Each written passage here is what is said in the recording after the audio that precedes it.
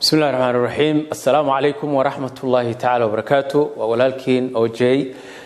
ما شاء الله بشارو وحان هلكن بشارين يا دمان دوينها الصوماليات كنول قبلة ويستيجا أما قلبتك سيدا قبل كاليفورنيا واشنطن ستيت أورغان يا أيداهو بشارة محيطها بشارة وحوي إن شاء الله تعالى إن باسبور كالصوماليات وأدلا سعطان قيمها أولي هي إن لقى قادن دونو مقالة سيارة واشنطن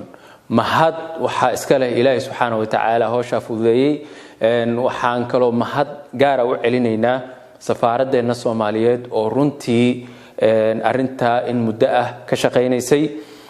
سفير كينا His Excellence سفير علي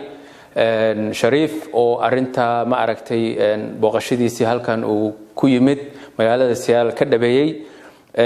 maxay tahay muhiimadda in baasaboorka Soomaaliga la qaato muxuu taraya baasaboorka Soomaaliyeed waa baasaboor runtii hadda cusub oo electronic ah oo la jaan qaaday adduunyada baasaboorada ka jira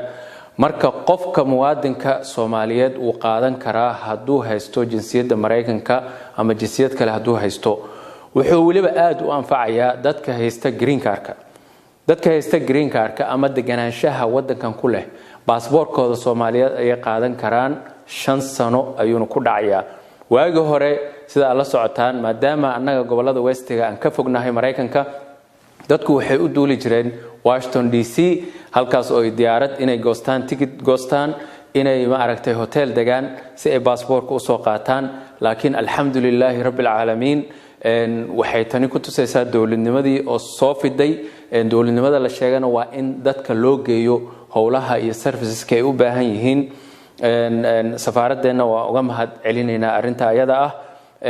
baasaboorkeena Soomaaliyeedna laga bilaabo bishan aan ku jirno shanteeda haduu Ilaahay yiraahdo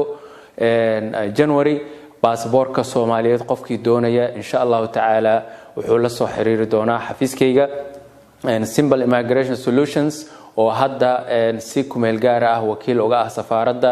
in baasaboorada application kooda ay u sii qabtaan marka insha Allah taala waxaad soo wici kartaan numberkayga 206-383-3593 إن شاء الله تعالى anytime قفكي أباهن باسبور دتك كاليفورنيا دجن بلان أيام سميننا إن شاء الله application كمركي لجاب وحية كدب بلانتي فرها يصور كأيام لو سمين دونا